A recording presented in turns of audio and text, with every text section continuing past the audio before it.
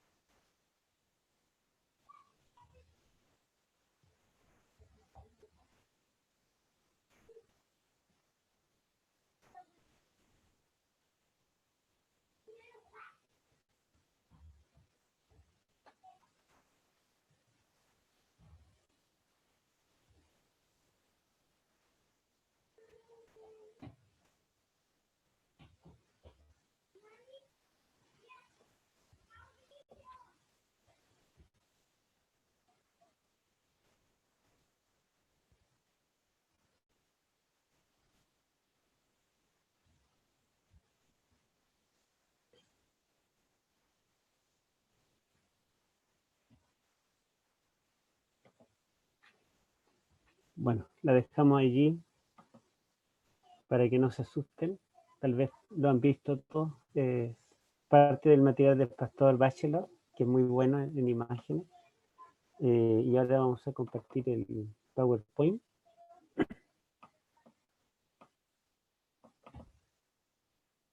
Bueno, no alcancé a cambiarle la portada, pero es de Apocalipsis 12.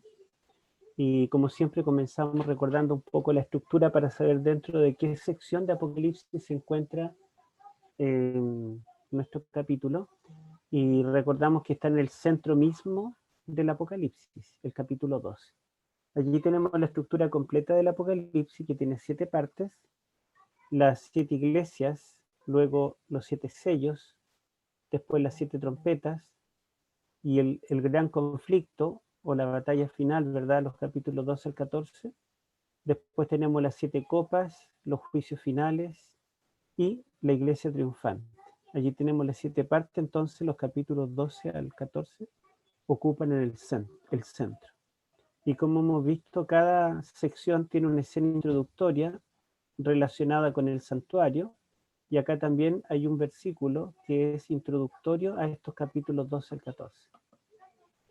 El capítulo 12, propiamente tal, podemos dividirlo en esta introducción del santuario y el desarrollo del capítulo. Y tenemos que los primeros 5 versículos mencionan a una mujer vestida del sol, luego un dragón, y el dragón se para frente a la mujer, que es lo que vimos allí en el videíto. La mujer está encinta, pero el dragón no pretende destruir a la mujer, sino al hijo varón, que ella va a engendrar. Y después al final, los versículos 17 y 18 muestran otra vez a la mujer, al dragón, el dragón airado contra la mujer, pero tampoco el dragón le hace la guerra a la mujer, sino el dragón le hace la guerra al resto de los hijos de la mujer. Entonces allí está el hijo varón y aquí está el resto de los hijos de la mujer. Luego tenemos en el versículo 6, en forma breve, el conflicto del dragón contra la mujer por 1260 años, en los cuales la mujer huye al desierto. Y acá tenemos el mismo conflicto, pero relatado con el periodo de tiempo y medio tiempo, y la mujer también huye al desierto. Y en el centro tenemos el conflicto del dragón contra Miguel en el cielo. Y aquí vence Miguel y derrota al dragón. Entonces, todo este capítulo es un capítulo que habla de conflictos. Comienza con el conflicto, ¿verdad?, contra Cristo, y termina con el conflicto en el tiempo final contra el remanente o el último resto fiel de la descendencia de la mujer. Y el centro de todo este capítulo es la victoria de Miguel. Podemos decir que Apocalipsis 12 destaca a Miguel como aquel que vence al dragón. Esta es la primera vez que aparece Miguel en Apocalipsis y es la última. No aparecerá más, por lo menos con nombre. Pero recordamos que en Daniel ya apareció. Y Daniel es el único libro del Antiguo Testamento donde aparece Miguel. Pero Miguel no aparece en todo el libro, solamente aparece en la última revelación, que abarca los capítulos 10 al 12 de Daniel. Y justamente Miguel aparece allí, aparece, digamos, en este conflicto contra el príncipe de Persia. Y luego de este conflicto espiritual se describen conflictos interminables en toda la historia del pueblo de Dios, entre reyes del norte, del sur, y en medio de los cuales está el pueblo de Dios. Algo similar a esa historia está relatada acá, pero vinculada con la historia de la iglesia o del pueblo de Dios del Nuevo Testamento. Vamos a avanzar en esto.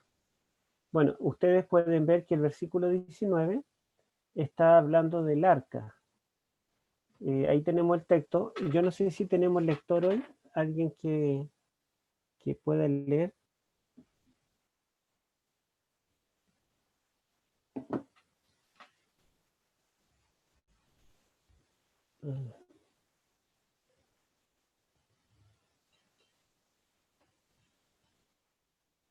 Parece que, a ver, aquí hay un audio, o sea, un chat. Aquí está el chat. Maureen Amin dice, yo puedo. A ver si le damos el audio. Ya está habilitado. Alfredo dice, yo también. Puede ser Maureen y Alfredo. Ya, pastor. ¿Leo? Maureen, a ver, 11, 19. Y el templo de Dios fue abierto en el cielo, y el arca de su pacto se veía en el templo. Y hubo relámpagos, voces, truenos, un terremoto y grande granizo. Ya. Bueno, entonces aquí dice, y el templo de Dios fue abierto en el cielo, y el arca de su pacto se veía en el templo. Y hubo relámpagos, voces, truenos, un terremoto y grande granizo. Este versículo sirve como para concluir la sección de las trompetas, en particular la séptima, pero al mismo tiempo para introducir esta nueva sección. Tiene elementos de ambos, y Elena de White lo utiliza en ambas formas. Lo utiliza para concluir la séptima trompeta y también lo utiliza para introducir el capítulo 12. Hay varios teólogos también que piensan lo mismo, que este versículo es un nexo entre las trompetas y la sección del conflicto final. Dentro de los elementos que unen este capítulo, este versículo con el capítulo 12, está algunas frases. El templo de Dios fue abierto en el cielo. La frase en el cielo aparece acá y después aparece en el capítulo 12.1 y después aparece en el capítulo 12.3. En el 12.1 dice que vio una gran señal en el cielo, una mujer vestida del sol. En el 12.3 dice que ve otra señal en el cielo, un dragón escarlata. Entonces la frase en el cielo aparece en el 11.19, en el 12.1 y en el 12.3. Después dice, y el arca de su pacto se dejó ver en el templo. Esta frase se dejó ver, en griego es ofte, que es el verbo ver, pero en forma aoristo, en voz pasiva. Literalmente fue vista, en tercera persona singular, fue vista. El verbo ver aparece muchas veces en Apocalipsis, pero exactamente en esa forma solo aparece 3 veces en el Apocalipsis. Aparece aquí donde dice que en el cielo el arca de su pacto fue vista. También en el 12.1 donde dice que una gran señal en el cielo fue vista, la mujer, y en el 12.3 donde dice que el gran dragón en el cielo fue visto. Es exactamente el mismo verbo y en la misma forma. Entonces esos elementos muestran que este versículo no solo concluye a la séptima trompeta, sino que también introduce esta nueva revelación. Ahora, esto tiene importancia porque Si nosotros vemos claramente la estructura que mostramos anteriormente, que todo el capítulo 12 habla de un conflicto, a ver, ahí, conflicto del dragón contra el hijo varón, conflicto del dragón contra la mujer, conflicto del dragón contra Miguel, conflicto del dragón contra la mujer, conflicto del dragón contra el remanente. O sea, todo este capítulo habla de un conflicto, un gran conflicto. Y este versículo 19 está introduciendo el conflicto. Y este conflicto comienza o muestra, ¿verdad?, una visión del arca del cielo. El arca es el único mueble del lugar santísimo, donde Dios está entronizado, desde donde Dios reina. Y podemos decir que el conflicto comenzó allí, cuando un ser celestial desafió el gobierno de Dios. Y este conflicto también comienza a ser arreglado cuando Cristo entró en el lugar santísimo frente al arca en 1844. De allí el santuario comenzó a ser vindicado de este largo conflicto entre el bien y el mal. O sea, el arca del pacto tiene que ver con este conflicto desde que se originó hasta que tendrá su fin. Ahora, esta arca obviamente es simbólica, el arca que nosotros ubicamos por el templo terrenal, donde habían dos querubines esculpidos. Sin embargo, estos querubines representan ángeles, ángeles reales, que en Apocalipsis se le llama seres vivientes, como en Ezequiel. Y justamente el ángel rebelde en el profeta Isaías, capítulo 14, le llama querubín, cubridor. Así como los querubines se cubrían con las alas sobre el arca, Satanás, el ángel caído, es llamado el querubín cubridor. Por lo tanto, uno de los mismos querubines, ¿verdad?, que cubría la gloria de Dios, se rebeló contra el gobierno de Dios. De ahí la importancia del arca como el símbolo que da comienzo a esta nueva revelación. Por otro lado, esta se llama arca del pacto, porque el arca, que es un baúl, se hizo con el propósito de guardar las tablas del pacto, los 10 mandamientos. Y las tablas del pacto son la base del gobierno divino. Por lo tanto, el desafío al gobierno de Dios es también un desafío contra los 10 mandamientos. Y nosotros vemos que al final, el versículo 12 dice que el remanente final guarda los mandamientos de Dios y tiene el testimonio de Jesucristo. Entonces, justamente una característica, si nosotros vemos la estructura, se abre con el arca de los 10 mandamientos y todo esto, ¿verdad?, muestra este conflicto interminable y finalmente el dragón intenta destruir al remanente que guarda los mandamientos. Obviamente los mandamientos que están en el arca. El doctor Chea descubrió una estructura literaria, o más bien descubrió la importancia de los mandamientos, y él lo publicó en un artículo que yo le voy a mostrar acá. A ver, acá lo tenemos. Él descubrió que el tema de los mandamientos es central en los capítulos 12 al 14. En este capítulo que es previo a la revelación misma, es introductorio, y en estos versículos que son conclusivos de esta sección central. Primero se menciona el arca del pacto, ¿verdad?, que es una escena del santuario donde menciona los mandamientos del arca, o por lo menos los implica. Y después en el capítulo 15, 5 al 8, menciona el fin de la gracia, cuando el templo del tabernáculo del testimonio se ha dejado vacío para que los ángeles derramen las 7 plagas postreras.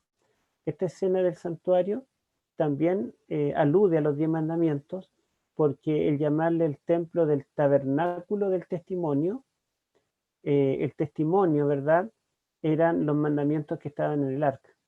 el arca se podía llamar arca del pacto o arca del testimonio.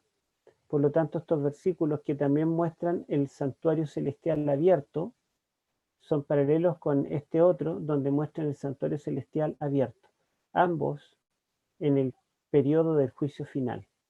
¿Mm? Y en el capítulo 12 y 17 menciona al remanente que guarda los mandamientos de Dios y tiene el testimonio de Jesús. Y en el capítulo 14, versículo 12, después del mensaje de los tres ángeles, otra vez menciona al remanente como los santos que guardan los mandamientos de Dios y tienen la fe de Jesús. Y en el capítulo 14, 7, ¿verdad? Como centro de todo esto, se menciona o se alude al cuarto mandamiento que manda adorar al Creador, que es el sello de estas tablas de piedra, de los 10 mandamientos. Por lo tanto, el tema de la ley de Dios, el conflicto en base a la ley de Dios, en particular el mandamiento que exalta al Creador, es central en estos capítulos. Por lo tanto, este conflicto es contra el Creador mismo. ¿Mm? Bueno, entonces vamos a continuar. Vamos a identificar a la mujer. Yo creo que nadie duda de que este capítulo es simbólico. No es literal que una mujer aparezca en el cielo, vestida del sol, con la luna debajo de los pies, en su cabeza una corona con 2 estrellas, y que después aparezca un dragón con 7 cabezas, con 10 cuernos, y que intente destruir al hijo. Después a la mujer se le dan las alas de la gran águila para que vuele. El dragón lanza de su boca agua como un río para ahogarla. Y todo esto es un lenguaje simbólico.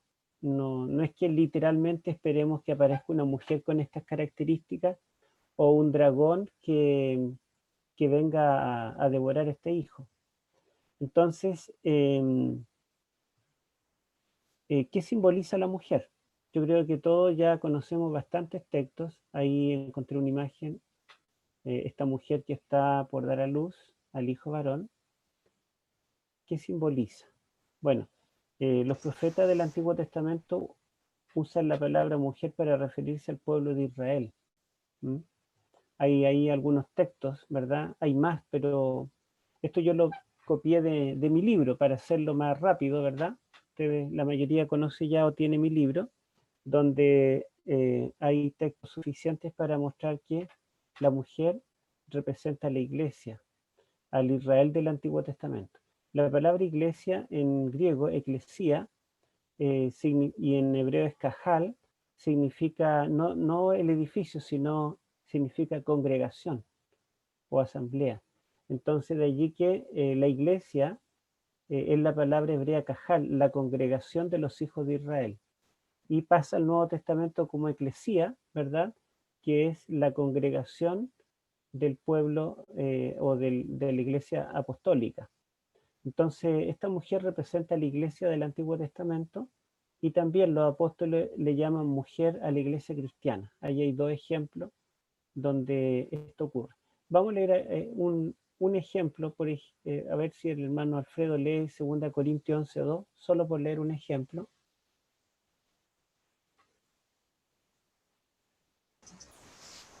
Ok, 2 Corintios 11:2. Porque os celo con celo de Dios, pues os he desposado con un solo esposo, para presentaros como una virgen pura a Cristo.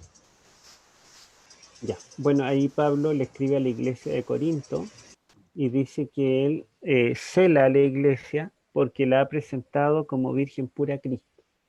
Y hay muchos otros textos, ¿verdad? No solamente se le llama mujer o la esposa de Dios en el Antiguo Testamento, sino que a veces también se le llama ramera cuando Israel está en apostasía, cuando está adorando ídolos. Entonces es una figura muy conocida. La Rondel también destaca que el profeta Isaías se refiere a Israel como una mujer que está encinta, con dolores de parto. Y generalmente cuando utiliza esta metáfora Isaías se refiere a que va a venir el Mesías de Israel. El Mesías nacerá en Israel.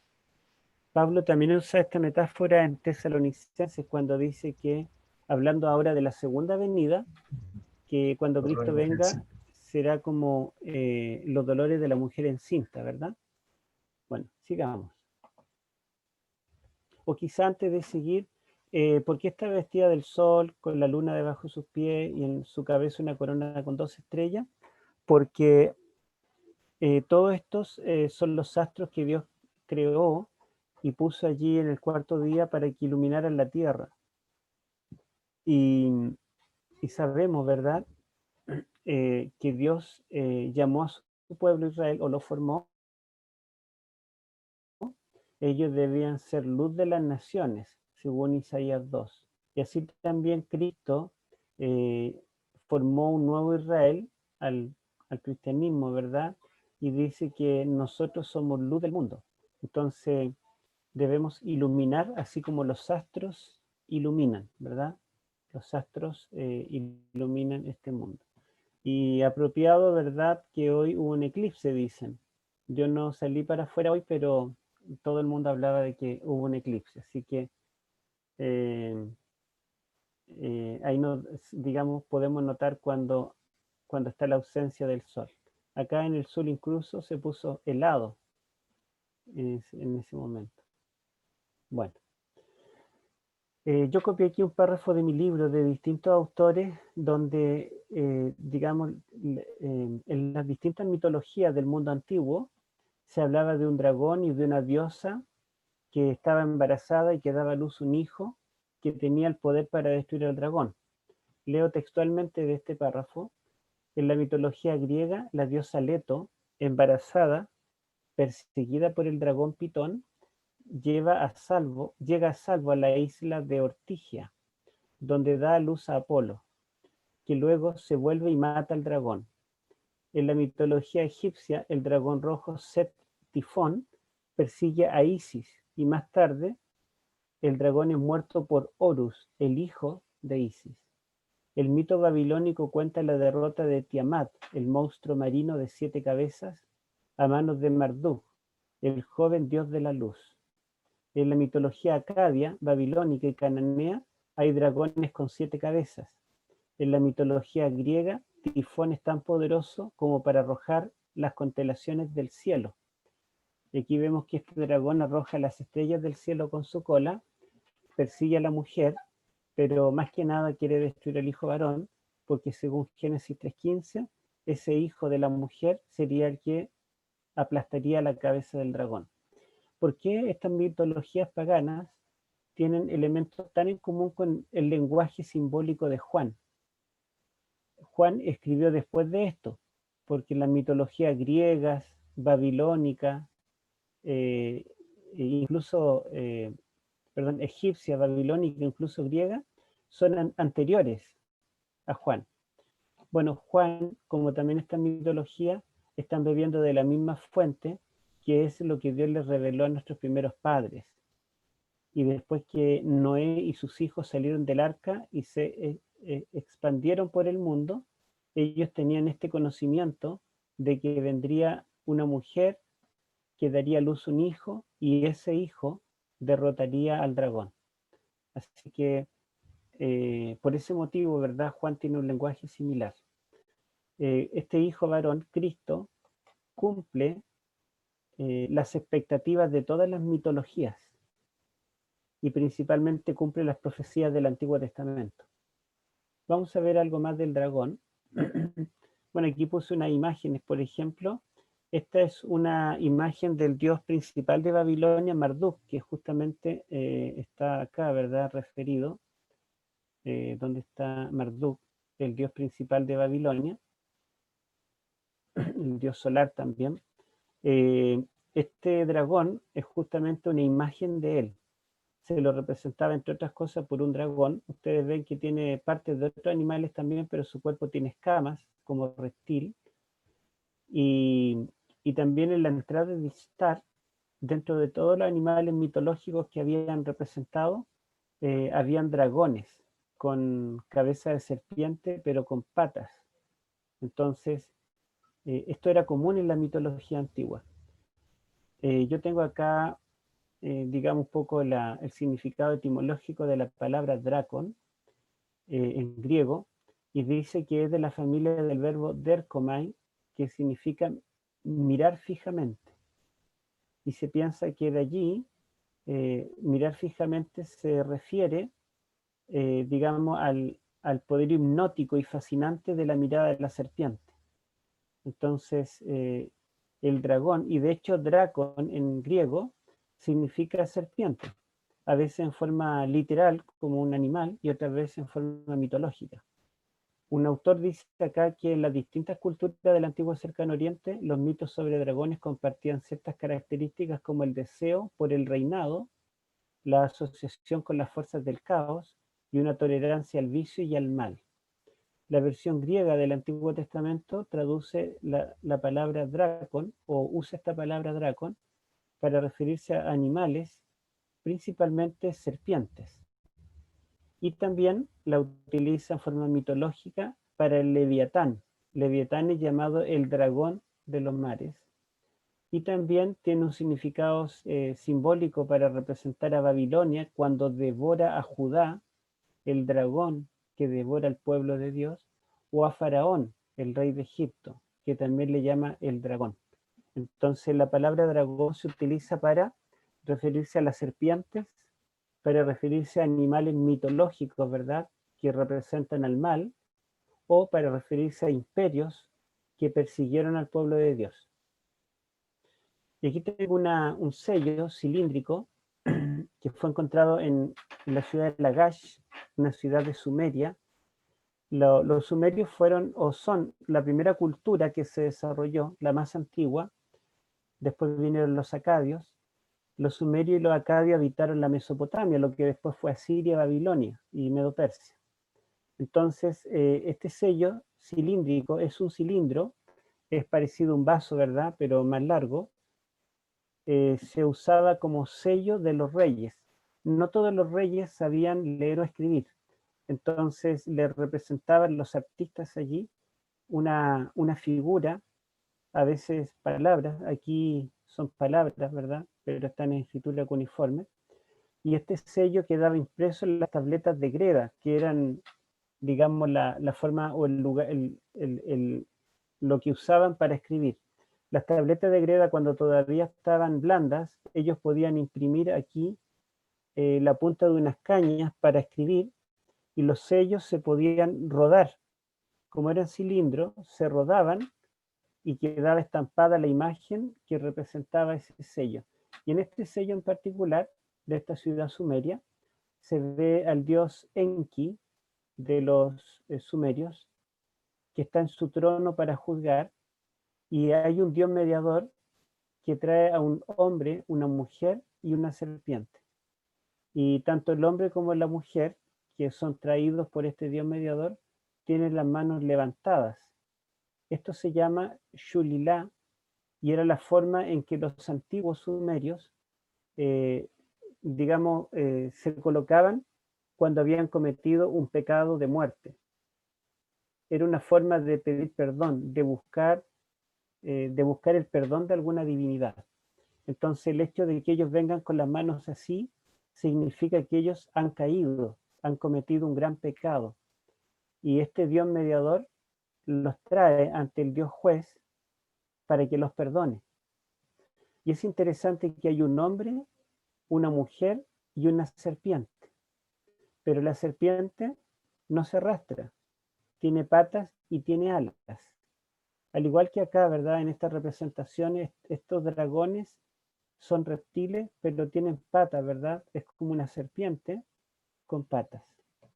Fíjense todo esto que lo podemos encontrar en la mitología antigua.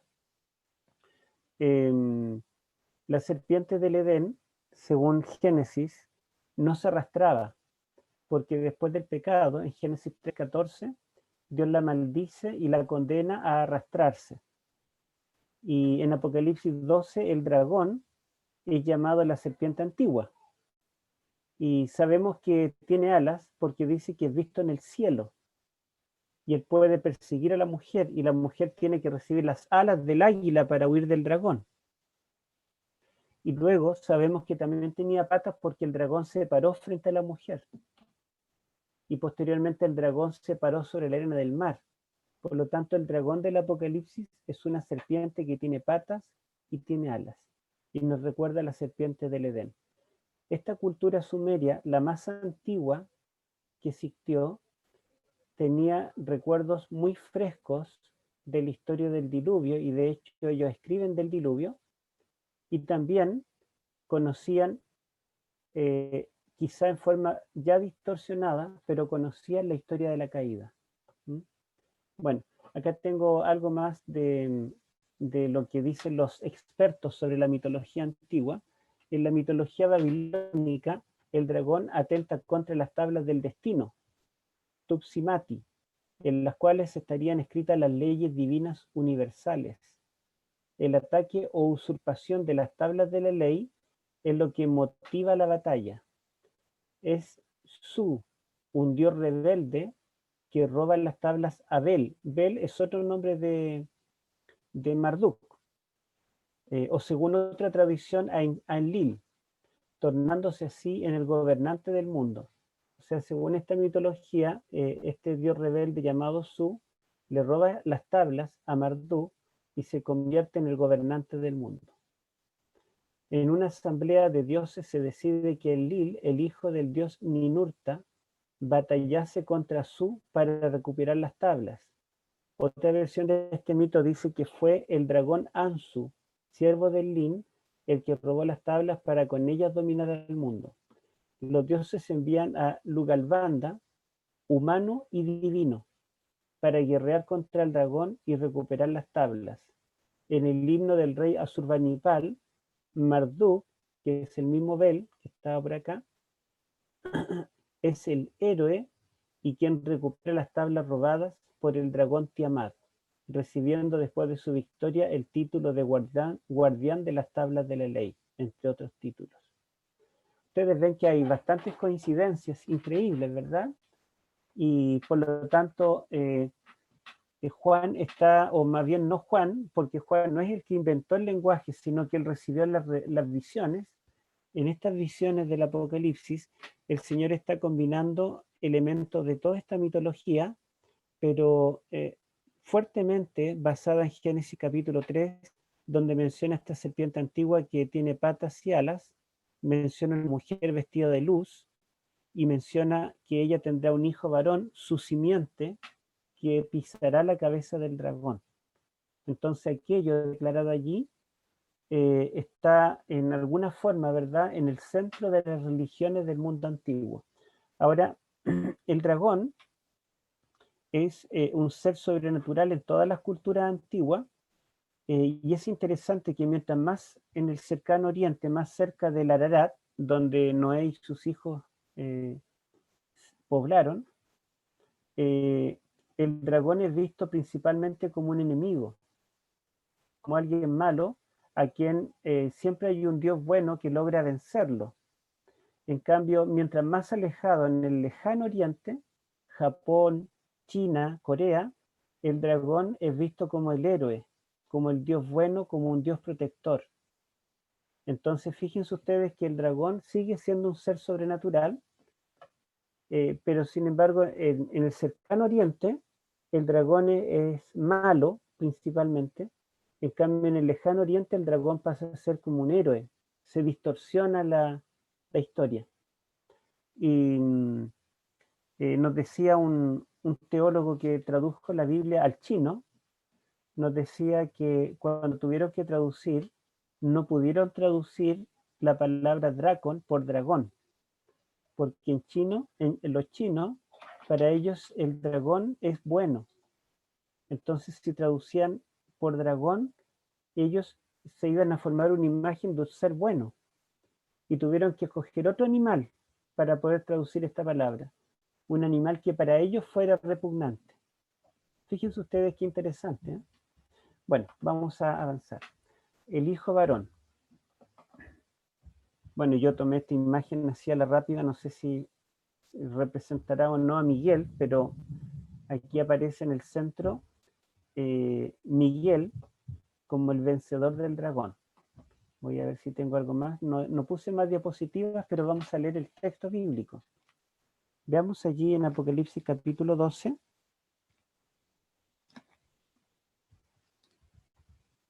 Apocalipsis capítulo 12. Y quizás vamos a usar para ello, vamos a usar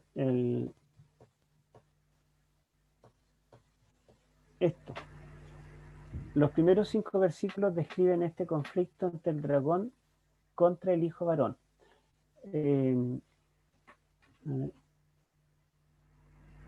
Por el tiempo, no vamos a leer todo el capítulo, solamente vamos a recordarlo, estos versículos, que dice que el hijo es arrebatado para Dios y para su trono. Después, al final, ¿verdad? Y esto lleva un orden histórico, aunque la historia se recapitula en el relato bíblico siempre. Entonces, después de que se lucha contra el hijo, viene una larga lucha contra la mujer, que es la iglesia, por 1260 años, y acá se repite la lucha, pero ahora el periodo es llamado tiempo, tiempo, sin medio tiempo. Lo que está uniendo los 1260 años de persecución de la mujer con los tiempo, tiempo, medio tiempo de Daniel capítulo 7 y Daniel capítulo 12, donde el cuerno pequeño o el rey del norte persigue a los santos del Altísimo. En el centro, y es lo que yo quiero que lea mi hermana, Maureen, tenemos los versículos 7 al 12 y vamos a leer. Primero leamos del 7 al 10.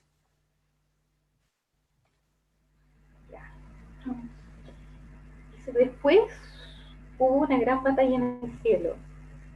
Miguel y sus ángeles luchaban contra el dragón, y luchaban el dragón y sus ángeles, pero no prevalecieron, y se halló ya lugar para ellos en el cielo. Y fue lanzado fuera el gran dragón, la serpiente antigua que se llama Diablo y Satanás, el cual engaña el mundo entero.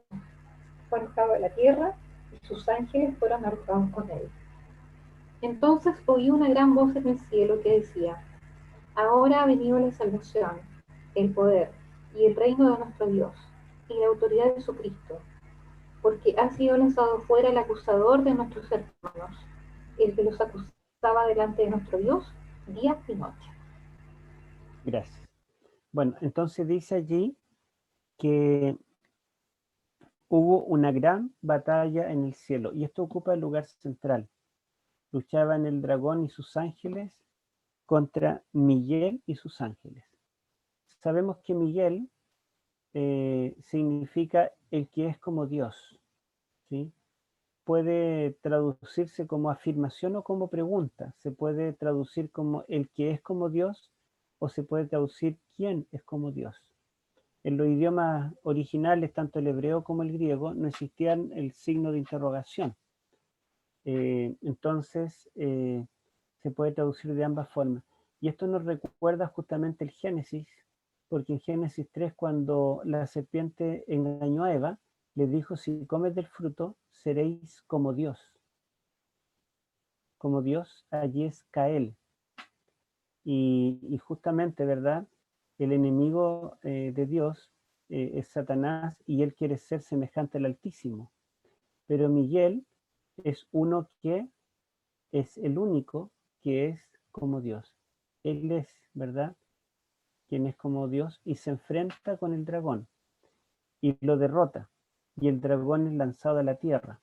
Ahora, esta batalla está concretamente, ¿verdad?, se refiere a la batalla de la cruz, de acuerdo a lo que el mismo Juan interpreta en el Evangelio, o más bien las palabras de Cristo que Juan registra en el Evangelio. Pero esta batalla nos está llevando también a la batalla muy anterior que hubo allá en el cielo, cuando se inicia el conflicto, porque recordemos que el arca del pacto nos recuerda el lugar donde Dios gobierna y donde nació el conflicto. La imagen de la mujer vestida del sol, el hijo varón y la serpiente antigua nos llevan a la primera batalla, la batalla espiritual, digamos, allí en el Edén. Una vez que el dragón perdió en el cielo, fue arrojada a la tierra y comenzó primero engañó a la mujer. La primera batalla fue contra la mujer y de allí contra el resto de la humanidad. Entonces, esta figura, el lenguaje, nos recuerda el origen mismo del conflicto, de este conflicto de los siglos. Pero la batalla en concreto, la gran victoria de Miguel contra el dragón es la batalla de la cruz. Y veamos allí en Juan capítulo 12, cómo Juan registra las palabras de Jesús cuando Jesús está por ir a la cruz. Juan capítulo 12, 29. Vamos a leer 29 al 33. Ahora, hermano Alfredo. Ok, dice, y la multitud que estaba allí, que había oído la voz, decía que había sido un trueno. Otros decían, un ángel ha hablado. Respondió Jesús y dijo, no ha venido esta voz por causa mía, sino por causa de vosotros. Ahora es el juicio de este mundo. Ahora el príncipe de este mundo será echado afuera. Y yo, cuando sea levantado de la tierra, a todos traeré a mí mismo. Esto decía, dando a entender de que muerte iba de morir. Respondió a la gente. No, Bueno, se dan cuenta que Jesucristo interpretó la cruz como un campo de batalla. Y él muestra que cuando él fuera levantado de la cruz, el príncipe de este mundo sería arrojado fuera. Y acá Apocalipsis nos dice que Miguel pelea contra el dragón y Miguel vence y lo arrojó a la tierra. Entonces, arrojar a la tierra, Jesucristo lo describió como la batalla de la cruz. Podemos ver que la cruz es el centro del Apocalipsis, porque este capítulo es central, la victoria de Cristo. Y es la garantía de la batalla final. Si nosotros notamos una cosa, que aquí está hablando del nacimiento de Cristo, luego los 1260 años, luego la victoria de Miguel, nos da a entender que la victoria de Miguel es paralela también a la victoria del remanente final. Porque después de hablar del largo periodo de la supremacía papal, menciona esta batalla y luego repite el periodo de supremacía papal y otra vez la lucha del dragón contra el remanente. Entonces hay cierto paralelo. Ahora, hay otros textos, por ejemplo, Colosenses 2:16, donde también el apóstol Pablo nos dice que Jesucristo le ganó a Satanás en la cruz. Busquémoslo. Colosenses 2:16.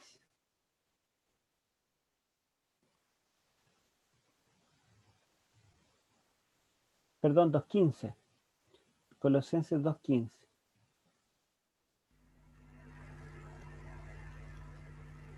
¿Lo leo, pastor? ¿Sí? Y despojando a los principados y a las potestades, los exhibió públicamente, triunfando sobre ellos en la cruz. Ya. Entonces Pablo dice que Jesucristo despojó a los principados y a las potestades y triunfó sobre ellos en la cruz. O sea, la muerte de Cristo en la cruz no solamente fue la derrota de Satanás, sino también de sus ángeles, los principados y potestades. Tenemos también Hebreos capítulo 2 versículo 14, hermano Abraham. Hebreos 2:14. Allí describe Pablo uno de los propósitos de la encarnación de Cristo.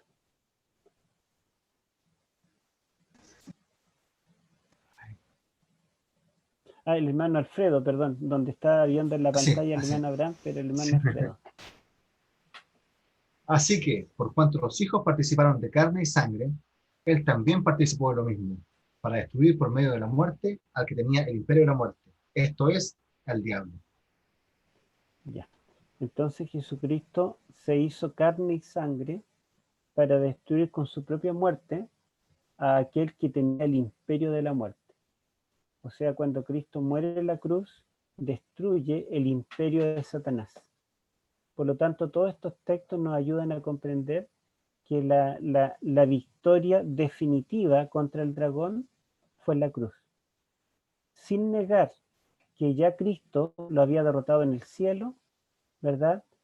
Lo derrotó en el momento en que nuestros primeros padres cayeron, porque Jehová apareció para vindicar, hizo un juicio justificador, un juicio investigador para salvar al ser humano y para condenar a Satanás, ¿verdad?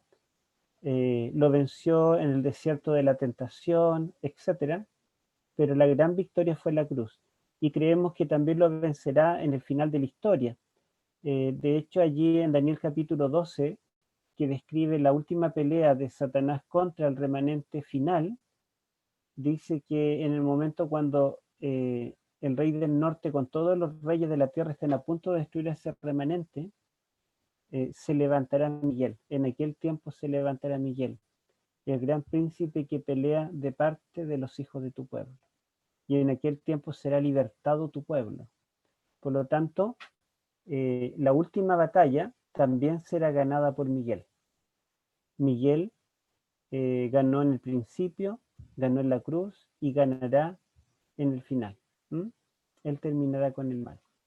Ahora, los versículos 10 al 12 cambian el género literario y están en poesía. A ver, yo debo tener por ahí una Biblia. Las Biblias católicas generalmente respetan la prosa y el verso. Entonces los versículos del 1 al 9 están en prosa, los versículos 10 al 12 en verso y los versículos 13 al 17 en prosa. Esa alabanza celestial ocupa un lugar central y es una alabanza por la victoria de Miguel. Imagínense que Miguel no fuera Cristo. Si el centro de este capítulo y de todo el Apocalipsis es Miguel y su victoria, no podría ser que hay otro que ocupa el lugar central, siendo que desde el principio el libro se llama La revelación de Jesucristo. Entonces Miguel es Cristo, ¿verdad? Entre otros, Martín Lutero llegó a esta conclusión. Él defendió que Miguel no podía ser otro sino Jesucristo, pero el mundo protestante hoy en día piensa que es un ángel. Bueno, leamos los versículos 10 al 12, hermana Mauriel. Ya leyó el 10, pero leamos del 10 al 12 igual. Entonces oí una gran voz en el cielo que decía: ahora ha venido la salvación, el poder y el reino de nuestro Dios y la autoridad de su Cristo, porque ha sido lanzado fuera el acusador de nuestros hermanos, el que los acusaba delante de nuestro Dios día y noche. Y ellos le han vencido por la sangre del Cordero y de la palabra del testimonio de ellos, y menospreciaron sus vidas hasta la muerte. Por lo cual, alegraos cielos y los que moráis en ellos. Ay de los moradores de la tierra y del mar, porque el diablo ha descendido a vosotros con gran ira, sabiendo que tiene poco tiempo. Bueno, entonces allí ustedes pueden ver que dice que ellos le han vencido por la sangre del Cordero y por la palabra del testimonio de ella. La victoria del pueblo de Dios es gracias a la victoria de Miguel. O también se puede decir gracias a la sangre del Cordero.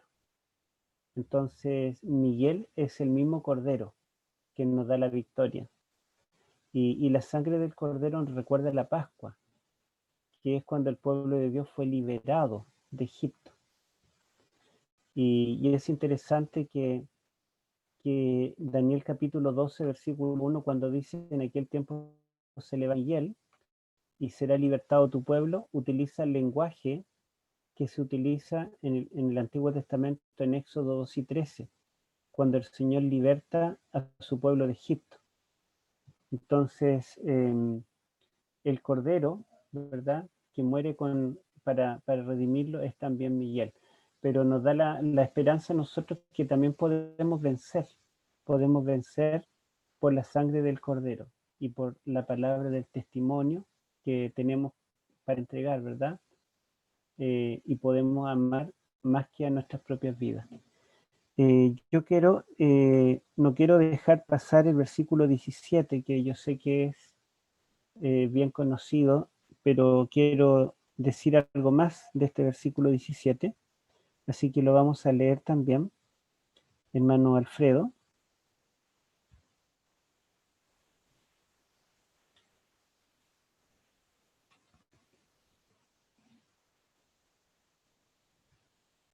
¿Está por ahí el hermano Alfredo? Sí, sí estoy. Ya, 12:17. Entonces el dragón se llenó de ira contra la mujer y se fue a hacer guerra contra el resto de la descendencia de ella, los que guardan los mandamientos de Dios y tienen el testimonio de Jesucristo. Ya. Entonces, allí dice, entonces el dragón se llenó de ira contra la mujer. Esto es posterior a los tiempo y medio tiempo que el dragón persigue a la mujer. Y ya dijimos que ese periodo es simbólico y que son 1260 años, desde el 538 hasta 1198, el periodo más cruento de persecución.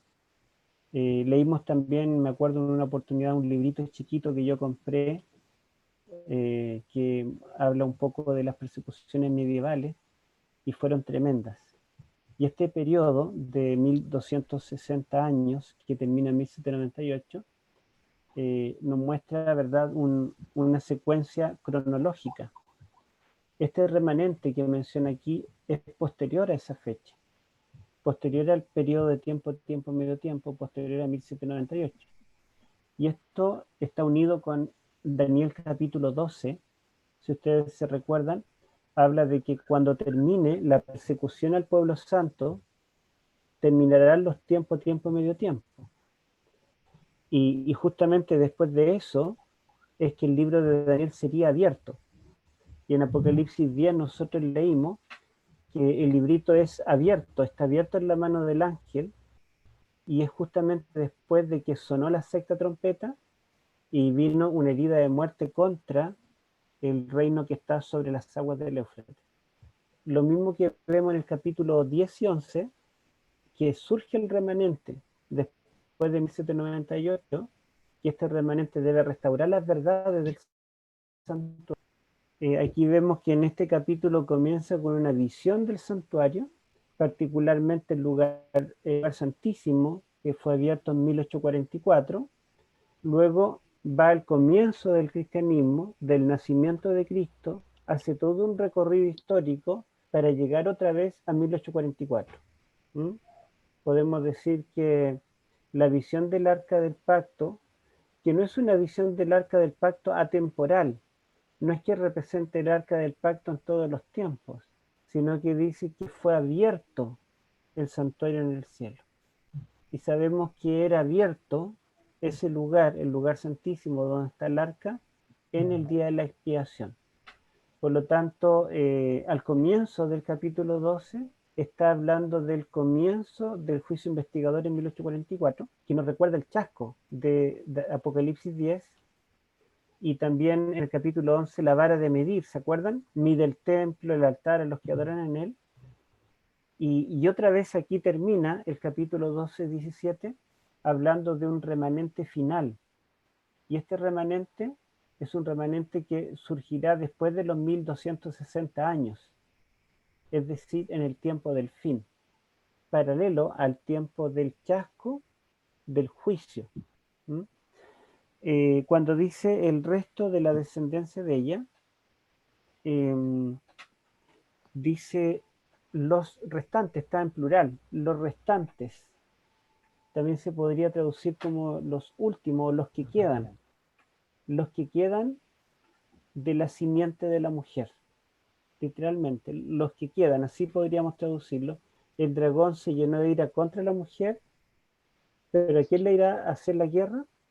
Se fue, se apartó, literalmente diríamos, el dragón se llenó de ira contra la mujer, pero se apartó de ella para hacer la guerra a los últimos, como mencioné, a los restantes descendientes de ella, que son los que guardan los mandamientos de Dios y tienen el testimonio de Jesús. Entonces, en el tiempo del fin, el dragón no intentará destruir a todas las iglesias cristianas, sino que se preocupará particularmente del restante de aquellos que son descendientes directos de esta simiente escogida, que guardan los mandamientos del arca y tienen el testimonio de Jesucristo. Ahora, el que diga, aquí en el idioma griego dice sperma, simiente.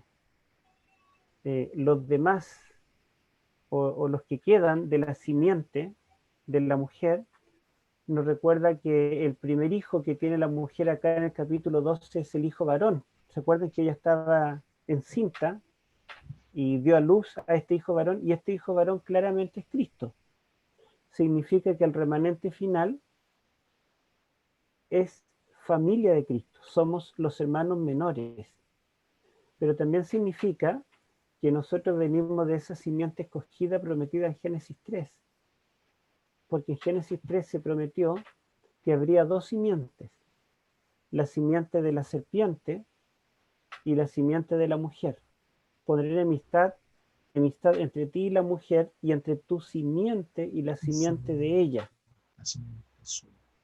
Y a través de toda la historia vemos esta lucha. Los primeros dos hijos, Caín y Abel, uno, ¿verdad? Caín representaba a la serpiente y Abel representaba la simiente de la mujer, y este tuvo enemistad contra Abel y lo mató. Y de allí en adelante, ¿verdad? Vemos muchos mártires. Jesucristo dice que el Israel apóstata es culpable de la sangre de todos los mártires, desde Abel hasta Zacarías. Apocalipsis 18 dice que Babilonia es culpable de la sangre de todos los mártires, desde el principio hasta el fin de la historia. Por lo tanto, hay un enemigo que es representado por distintos símbolos, ¿verdad? Que es la simiente mala, Caín, y después, ¿verdad? Los antediluvianos. Y así también hay un remanente, una línea, que es la línea genealógica que nos lleva al Mesías, y finalmente después de este Mesías son los mártires del Imperio Romano, los mártires de la Edad Media, y al final de la historia, aunque el dragón logró dominar y engañar al mundo entero, hay un resto, hay un grupo restante, hay sobrevivientes de la simiente de la mujer. ¿Sí? Y será contra ellos contra quienes el dragón hará la guerra, intentará destruir. Pero podemos unir esto con Daniel capítulo 12:1, en aquel tiempo se levantará Miguel, el gran príncipe que está de parte de los hijos de tu pueblo. Y dice que en aquel tiempo será libertado tu pueblo. Entonces podemos confiar plenamente en Cristo. El Miguel que venció en la cruz es el Miguel que vencerá también al final de la historia. Eso quería destacar. Que Dios les bendiga. Y yo sé que vamos a decir más cosas porque ustedes deben tener preguntas también y quizá opiniones, y vamos a escucharlas a continuación. Así que vamos a pedirle a nuestro hermano Cofré que permita los audios para que ustedes puedan interactuar.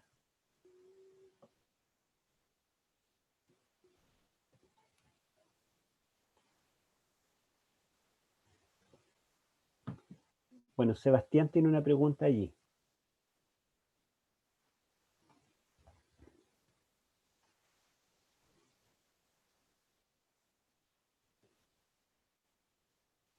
Parece que no pueden hablar todavía.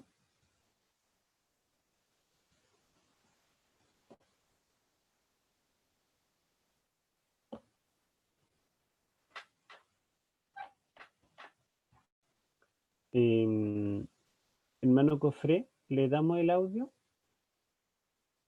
Intenten prender el audio, a ver si pueden. Sí puedo. Bueno, el hermano estaba leyendo, pero no sé si los demás pueden. Bueno, allí pregunta el hermano Gustavo cómo se llamaba el librito que yo mencioné. Es el libro El Anticristo Actual de Fred Peters.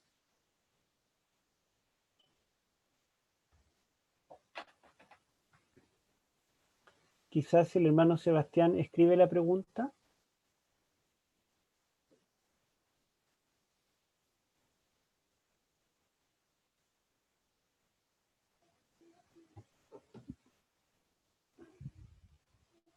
Bueno, recordemos que el hermano Claudio Cofré es profesor también y a veces está con otros deberes. Entonces vamos a ver si podemos pedirle por internet, o sea, por el WhatsApp. Ahí estoy, pastor.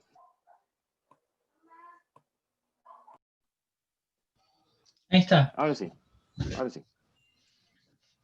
Gracias. Bueno, justo estaba terminando de escribir la pregunta.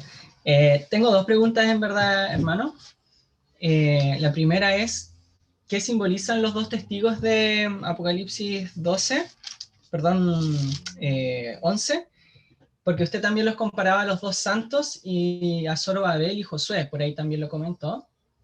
Y bueno, creo que como iglesia ya hemos estudiado varias veces esto, pero me llamó mucho la atención esto y creo que no lo profundizó, al menos no lo recuerdo y me quedó esa duda en la clase pasada. Y tengo otra pregunta que no tiene tanto que ver quizás con... ¿Cómo? Está bloqueado, hermano. No lo escucho. Que digo, Ahí se bloqueó de nuevo. ¿Te muteaste? Ahí sí. Ahí sí. decía que Sebastián tiene razón porque en realidad no estudiamos todo el capítulo 11, Claro. solo los 3 primeros versículos. Así que vamos a tener que volver atrás el próximo lunes y estudiar más profundamente el resto del capítulo 11, desde el versículo 4 hasta el final, hasta el 13. Y la otra Ya. pregunta, Muchas Sebastián. gracias. Sí, y la otra pregunta es que no tiene tanto que ver quizás con lo de hoy día, pero me acordé, hablando, ¿no es cierto?, de que Cristo dijo que así como la serpiente fue levantada en el desierto, él también debía ser levantado. Y claro, usted nos habló que en la cultura de Cristo, ¿verdad?, allá en Medio Oriente, la serpiente tenía un significado totalmente opuesto a lo que vendría siendo Dios y Cristo, ¿verdad? Entonces, ¿por qué Dios mandó en el desierto a levantar esta serpiente de bronce sabiendo de que iba a simbolizar después Cristo? Porque parece contraproducente. Esas son mis dos preguntas. Bueno, yo creo que ocupó la serpiente y si no me equivoco, en el Pentateuco la serpiente no aparece muchas veces, me parece que solo aparece en Génesis, en la caída, y aparece después en el relato que está en el libro de Números de las serpientes. Entonces, y recordemos que el Pentateuco es una unidad literaria, así que hay un vínculo, pero así como la serpiente introduce la muerte en Génesis 3, aquí hay una serpiente que introduce la vida, es antagónica. Ahora, la serpiente desde Génesis 3 en adelante es vista como símbolo de maldad y símbolo de pecado. Y de hecho, cuando en el libro de Números menciona a la serpiente levantada en el desierto, las serpientes originalmente son enviadas como un castigo por la apostasía de Israel y son vistas como animales dañinos, peligrosos y mortales. Son serpientes venenosas que matan. Yo entiendo este texto y Jesús también lo aplica allí en Juan capítulo 3, versículo 14, cuando dice que así como Moisés levantó la serpiente en el desierto, es necesario que el Hijo del Hombre sea levantado. Lo entiendo a la luz de 2 Corintios 5, 5:21, no sé si es primero o 2 Corintios 5:21, donde dice, al que no conoció pecado, por nosotros lo hizo pecado, para que nosotros fuésemos hechos justicia de Dios en él. Si la serpiente es la causante del pecado, entonces Jesucristo fue levantado como la serpiente, es decir, él tomó todo el pecado sobre sí, toda la culpa en realidad que era nuestra, y murió en nuestro lugar. Entonces, si Cristo fue hecho pecado, fue hecho serpiente, fue hecho símbolo de maldición, nosotros podemos ser símbolos de bendición. Allí lo pusieron, ¿verdad? De 2 Corintios 5:21, ese texto. Muchas gracias. Pastor, buenas tardes. Buenas tardes, Miguel. Un gran saludo a todos los hermanos que están conectados también. Me llama mucho la atención, Pastor, hablando acerca del Cordero, hablando acerca de Miguel y la batalla en el cielo, y luego dice que lo han vencido por la sangre del Cordero. Y se me viene a la mente el comienzo de la batalla en el cielo, a través de, ¿cierto? Con Miguel como el comandante de los ejércitos, se me viene a la mente la garantía que nosotros tenemos, pero no en el cielo, sino que en la tierra, a través de la muerte en la cruz. Ujú. Y luego se me viene a la mente Daniel 7, donde finaliza esta batalla, pero en el cielo. Y vemos, Ujú. o sea, podemos ver que por la sangre del Cordero, y vemos al Cordero en todos los ámbitos, en todas las escenas. Miguel, quien es como Dios, ¿cierto? Quien es el Cordero también, en el cielo, en la tierra, en la cruz, pero después esta batalla, este conflicto, termina en el cielo, en el capítulo 7. Allí Ujú. tenemos la finalización de esta batalla donde Miguel, ¿cierto? El Cordero recibe el reino, recibe el poder, recibe toda la alabanza. Se me vino a la mente esta escena Ujú. de el comienzo en el cielo, en Apocalipsis, la guerra, la batalla, pero la finalización de esta batalla en Daniel 7. Sí, y bueno, la victoria de Miguel no es otra cosa sino entregar su vida. O sea, nosotros imaginamos entre Miguel contra el dragón con espadas o en caballos como ejércitos, pero la verdad es que la victoria de Miguel fue morir en la cruz. Eh, Miguel murió para ganar, para darnos vida eterna. Y ese principio está en toda la naturaleza.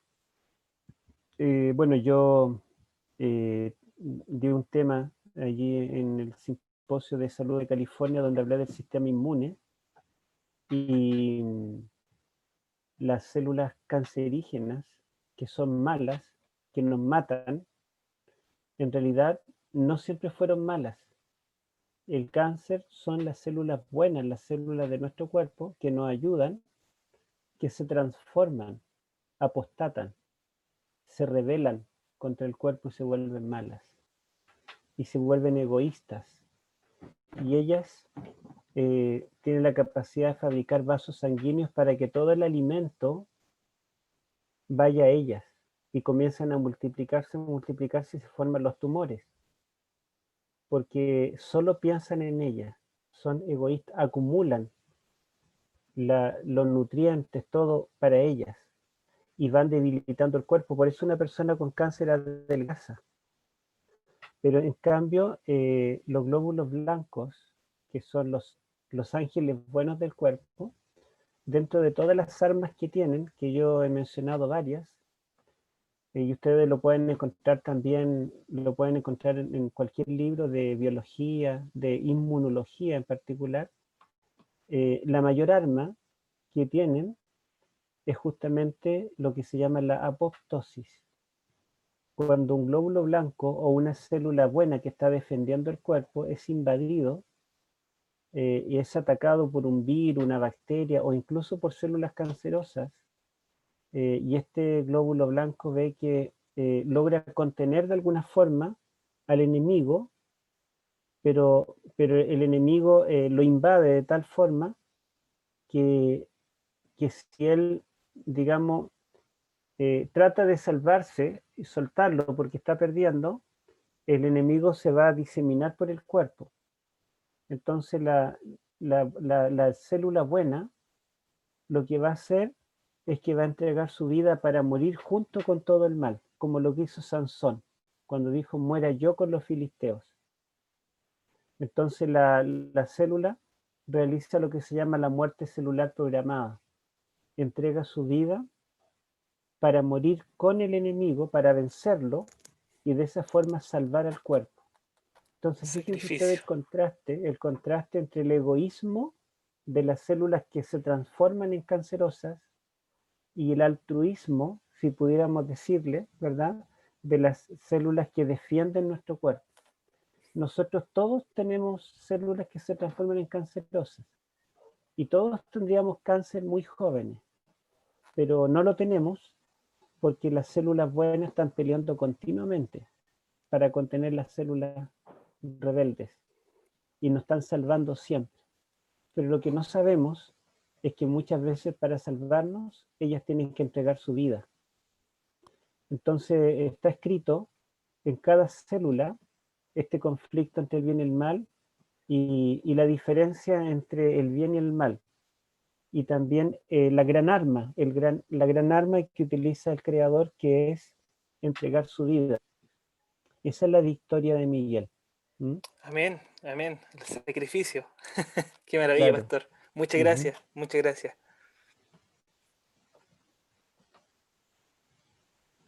Hermano Abraham. Sí. Hermano Héctor, cuando usted dice que la sangre del cordero nos recuerda la Pascua, ¿y por qué hoy en día nosotros los adventistas no le damos tanta importancia a la Pascua como fiesta, como para ir recordándola o celebrándola como lo hacen los judíos? ¿Sí? Porque Pablo dice también allí en 2 Corintios 5:7, si quiere lo buscamos, 2 Corintios 5:7.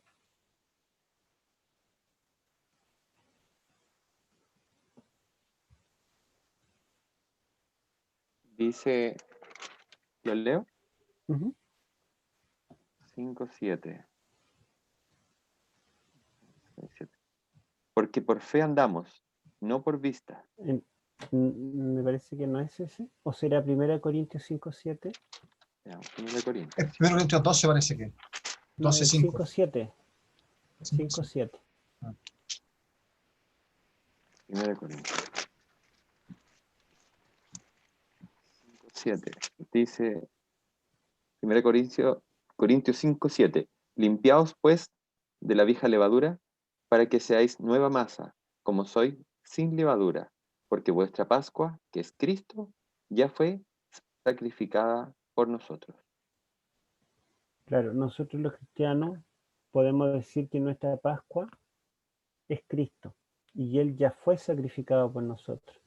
O sea, no necesitamos celebrar la Pascua anualmente como el pueblo judío y vemos que el mismo apóstol Juan en el capítulo 19 del Evangelio muestra que Cristo es el Cordero de Dios, el Cordero Pascual, que muere allí clavado en la cruz. Él muestra que se cumple en Cristo la Pascua y todo lo que la Pascua representaba. Por ejemplo, él dice que de Cristo fue el único de los tres crucificados que no se le quebró hueso alguno. Y dice que eso ocurrió para que se cumpliera la Pascua en él, porque el Cordero Pascual no era quebrado hueso alguno. El apóstol Pablo también utiliza la metáfora de la Pascua en Romanos 6 para hablar de la salida de Egipto, la liberación, el cruzar el mar rojo, el bautismo, lo muestra como una Pascua.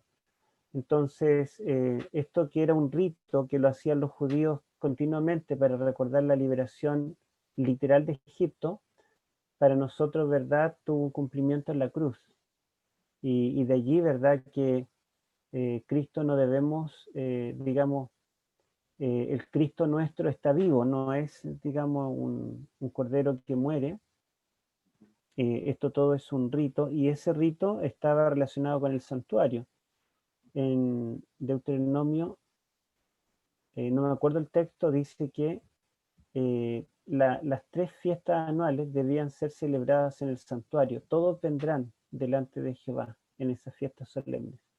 Me parece que Deuteronomio 16:16 y otros textos más. Entonces, ese santuario terrenal ya no está. El sacrificio de animales, matar un cordero pascual tampoco, ¿verdad? Y la verdad es que una Pascua sin el Cordero Pascual tampoco tendría mucho sentido. Así que esto era un rito que con la muerte de Cristo en la cruz se cumple. Todo lo que estaba anunciado. Estos ritos eran como símbolos. ¿Mm? Muchas gracias, pastor. Hermano, respecto a eso quisiera como hacer un comentario y a la vez pregunta, porque yo la verdad es que bueno, no me hacía la misma pregunta, pero lo voy a explicar. Es que según como veo yo que se instauró la fiesta de la Santa Cena, ¿no es cierto? o la celebración de la Santa Cena, el rito del lavamiento de los pies, todo lo que nosotros hacemos como adventistas, eso fue en el contexto exclusivo y puntual de la Pascua, ¿no es cierto? O sea, Cristo no escogió otro momento, sino ese. Y lo interesante es que Cristo al menos no llevó a los discípulos, o pareciera que no llevó a los discípulos a celebrar la Pascua tal cual se acostumbraba a hacerla, ¿no es cierto? Al menos no se describe exactamente así, sino que le dio algo diferente, ¿ya? Porque la celebraron, pero fue algo distinto, al menos así está descrito. Entonces, yo siempre he pensado, nunca lo he estudiado y nunca he escuchado una predicación, pero siempre he pensado que el rito que nosotros hacemos de la Santa Cena, el lavamiento de los pies, vendría significando exactamente lo mismo. O sea, no es que, claro, no estamos celebrando la Pascua en sí, no es la Pascua, es diferente porque evidentemente Cristo cambió el símbolo y la Biblia también dice que aquellos ritos se cumplen en Cristo, pero el simbolismo vendría siendo exactamente el mismo, ya no la Pascua, ¿no es cierto?, viendo hacia un futuro del Cristo que vendría, sino que ahora la Santa Cena es sabiendo que el Cristo ya vino, viendo hacia el pasado. Entonces, siempre he tenido como esa duda, y también en relación, por ejemplo, a quienes podrían celebrarla, porque habla de que debían ser circuncisos y todo. Entonces, no sé si usted pudiera comentar algo respecto a esto, porque aunque se aleje un poco del tema apocalíptico que estamos hablando, siempre me ha dado vueltas esa idea de que vendrían a ser equivalentes y no algo totalmente distinto. Bueno, aparte del relato de los evangelios de la Pascua que Jesús celebró con los discípulos, la otra gran exposición del tema de la Pascua o de la Santa Cena, perdón, es 1 Corintios capítulo 10 y capítulo 11. 2 capítulos donde el apóstol habla del tema. Pero él habla en un contexto de reprensión a los corintios porque ellos habían desvirtuado la fiesta de la Santa Cena, ¿verdad? Lo transformaron en comilonas y se llenaban, se embriagaban. Entonces el apóstol está corrigiendo, pero así como él está corrigiendo, esa degeneración de la Santa Cena nos permite entender cómo debería ser la correcta Santa Cena. Y dentro de otras cosas, él habla está corrigiendo, ¿verdad? La intemperancia, está corrigiendo... Humildad. Claro, está resaltando la humildad, está corrigiendo algunos aspectos, pero él no establece una fecha para guardarla. Lo que da a entender el texto es que ellos lo guardan en forma varias veces, era como algo más o menos seguido. Pero Pablo nos está diciendo, no, deben celebrarla una vez al año, en la fiesta de la Pascua. No está corrigiendo ese aspecto. Al contrario, dice, cada vez que la celebréis, la muerte del Señor anunciáis hasta que Él venga. O sea, está hablando de la Pascua como algo que se hace en forma periódica o cotidiana, ¿verdad? Pero no en una fecha solamente una vez al año. Y él está uniendo tanto el pasado como el futuro, porque dice que recordamos la muerte del Señor, pero la recordamos hasta que Él venga. Entonces también apunta a la segunda venida. Y al parecer, con la segunda venida ya va a ser algo distinto. Quizá no el rito, ahora vamos a celebrar una fiesta real con Cristo en forma presencial. La Santa Cena que Jesús instituyó no menciona allí cordero, posiblemente hubo, si era la obligación, ¿verdad?, para los judíos matar el cordero pascual, pero lo que Jesús resaltó más que nada fue el pan y el vino. Y él dijo que la copa lo representaba a él, su sangre, y el pan representaba su carne. Y es lo que Pablo también resalta en 1 Corintios capítulo 10 y capítulo 11. Pastor, al principio del análisis de Apocalipsis 12, mencionaba este símbolo de la mujer vestida de sol, la luna y la estrella. Y en realidad la iglesia siempre hemos escuchado que esto era como referencia al sol de justicia, a la luna que alumbra como la lámpara, que es la Biblia, etcétera. Usted mencionaba que más bien está referido a que nosotros debíamos alumbrar. ¿Me podría aclarar eso, por favor, pastor? Sí, la verdad es que nosotros debemos ser la luz del mundo, pero justamente porque nosotros somos el pueblo de Dios y Dios es luz. Israel, Israel era guiado por aquella columna de fuego en la noche cuando estaba oscuro, pero Jehová era la luz. Y Jesucristo dijo que vosotros sois la luz del mundo, pero también Él dice, yo soy la luz del mundo. Y por el hecho de nosotros tener a Jesús, podemos decir que podemos iluminar. Entonces sí, también Jehová en el Antiguo Testamento es el sol de justicia, y por eso que el pueblo de Dios ilumina. Y cuando Jehová no está con el pueblo o el pueblo apostata, entonces el pueblo ya no lleva luz, sino que el pueblo está en tinieblas. Eso podemos decir. El centro de la luz, del brillo del pueblo de Dios está en nuestra relación con Él. Él es la luz. Amén.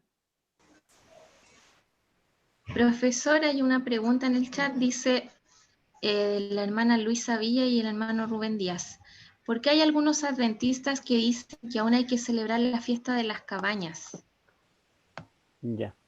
¿Por qué hay algunos adventistas que dicen eso? Porque ellos concluyen que las tres fiestas anuales, que eran la Pascua, el Pentecostés y las cabañas, la Pascua y el Pentecostés eran de principio de año, de la primavera en el hemisferio norte. En cambio, la fiesta de las cabañas era del otoño, de fin de año. Y la Pascua tuvo su cumplimiento en la cruz, y el Pentecostés tuvo su cumplimiento en el Pentecostés, justamente, con los apóstoles en el aposento alto, pero la fiesta de las cabañas comienza a tener su cumplimiento en 1844, ¿verdad? Con el chasco, el juicio investigador, pero no se completa la fiesta de las cabañas porque también habían 7 días en los cuales el pueblo moraba en cabañas.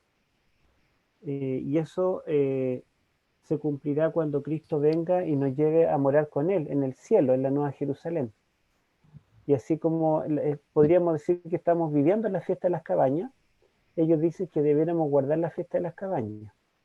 Pero si la fiesta de las cabañas duraba 7 u 8 días, en cambio nosotros desde 1844 o antes estamos en la fiesta de las cabañas antitípica, tendríamos que guardar todos los días como fiesta de las cabañas y no la fecha en que los judíos la guardaban en el Antiguo Testamento.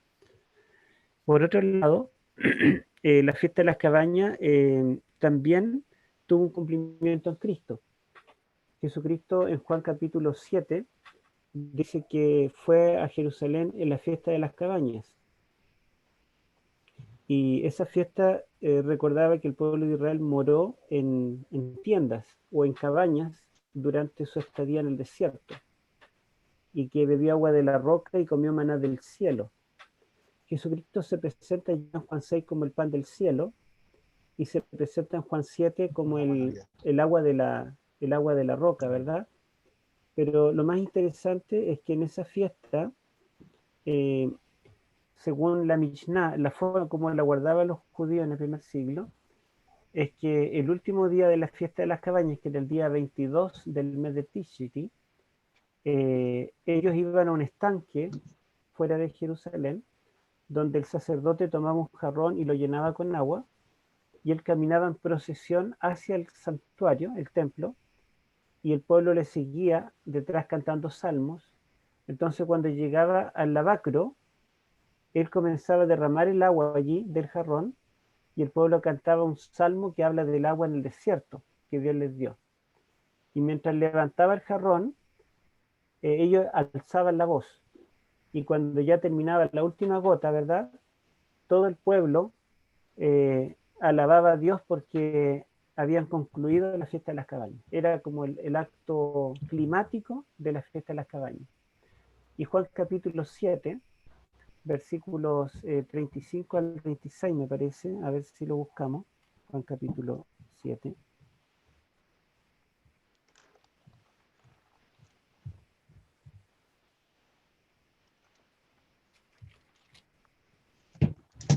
37 y 38. 37 particularmente, leamos ese. En el último gran día de la fiesta, Jesús se puso en pie y alzó la voz diciendo: si alguien tiene sed, venga a mí y beba. El que cree en mí, como dice la Escritura, de su interior brotarán ríos de agua viva. ¿Sigo? Ya, hasta ahí. Fíjense Ya. ustedes que Jesucristo, mientras todo el mundo estaba, digamos, allí contemplando y participando en este rito que daba conclusión a la fiesta de las cabañas, Jesucristo estaba por atrás, nadie lo tomaba en cuenta. O sea, Jesucristo pasaba a segundo plano, pero todas las fiestas del santuario lo representaban a él. Entonces, cuando el sacerdote estaba terminando este acto y estaban todos alrededor cantando el Salmo del Agua, Jesucristo se para en medio, como que interrumpe la fiesta y dice: el que tenga sed, venga a mí y beba. O sea, ¿qué quiere decir Jesús con esto? Quiere decir que la fiesta de las cabañas, con todo el ritual que había detrás, era solamente un símbolo de la obra que él inaugura en su primera venida. El resto del plan de salvación que cumple Cristo mismo, ¿verdad? Es la era del cumplimiento, no es la era de la sombra.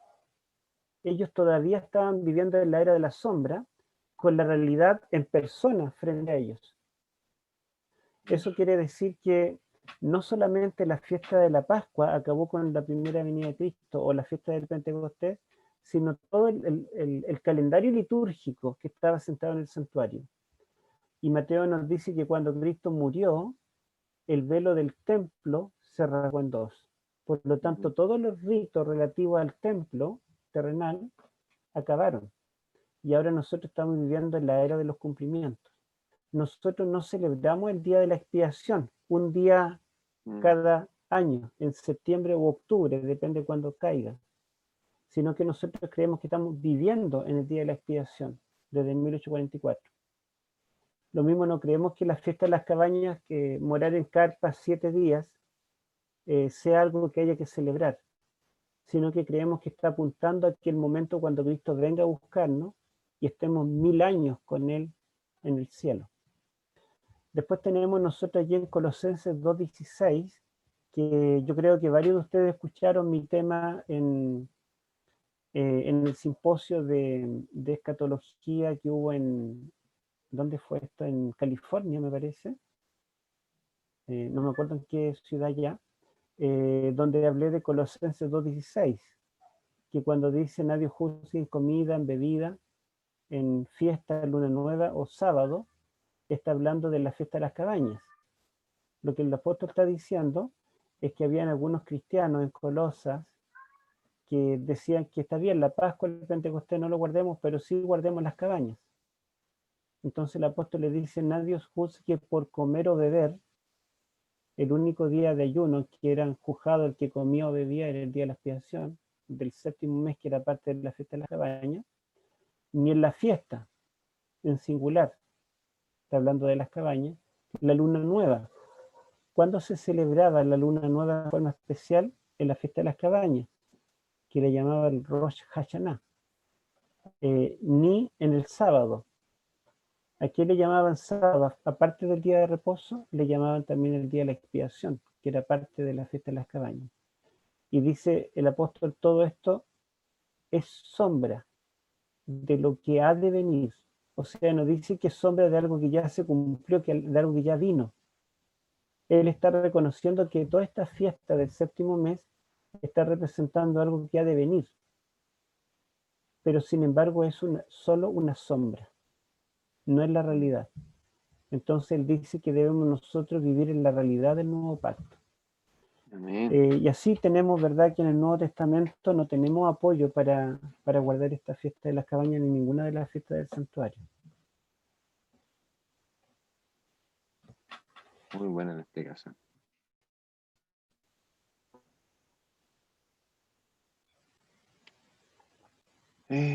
Bueno, interesante. si no hay más preguntas, entonces podemos terminar con una oración. Y ahora sí, el próximo lunes vamos a estudiar el capítulo 11, lo que nos faltó del versículo 4 al 13. Ya. Le pediremos a hermana Sandra, ¿usted nos despide la oración? Amén, pastor. Ya. Inclinemos el rostro. Bendito Padre Celestial, gracias le damos porque usted a través de la tecnología nos permite unirnos, poder estar en un mismo sentir, estudiando su palabra. Sabemos que los tiempos se acortan ya, estamos dándonos cuenta que su venida está a las puertas y queremos, Señor, estar preparados para que usted, cuando venga, Señor, encuentre a su pueblo elegido. Perdónenos porque a veces somos negligentes, no le damos el tiempo al estudio de su palabra de forma profunda, pero queremos, Señor, rogarle cada día que usted con su Espíritu Santo nos pueda mover a que tengamos ese deseo de poder hacerlo. Quiero rogarle también, Señor, que usted siempre acompañe a nuestro pastor, que usted le bendiga grandemente, que usted lo unja con su Espíritu para que él sea luz en donde él esté, Señor, donde quiera que vaya también, y también junto a su familia, que usted les pueda bendecir grandemente. Amén. Y también a todos nosotros que estamos acá con el deseo de aprender a través de él. Gracias, amado Dios, por esta oportunidad. Le encargamos las peticiones que se han hecho. En sus manos de amor las dejamos para que usted resuelva conforme a su voluntad. Y sobre todo los que están enfermitos, que usted pueda poner su mano sanadora y pueda darle la sanidad que necesita cada persona. Quédese esta noche con nosotros, denos un buen descanso, bendiga a las familias a las cuales representamos y gracias nuevamente por esta oportunidad que nos da de poder reunirnos y poder escudriñar su palabra. Gracias, Señor, en el nombre poderoso de su amado Hijo Jesús le agradecemos. Amén, Señor, y amén. Amén. Amén. Amén. Hermanos, que Dios les bendiga, que tengan un buen descanso. Muchas gracias, hermano Héctor. Chao, Que el Señor les bendiga mucho. Gracias, pastor. Chao, chao. Gracias, pastor. Chao a todos. Alfredo. Buenas noches, hermano. Bendiciones. Hermanita Gloria, que esté muy bien.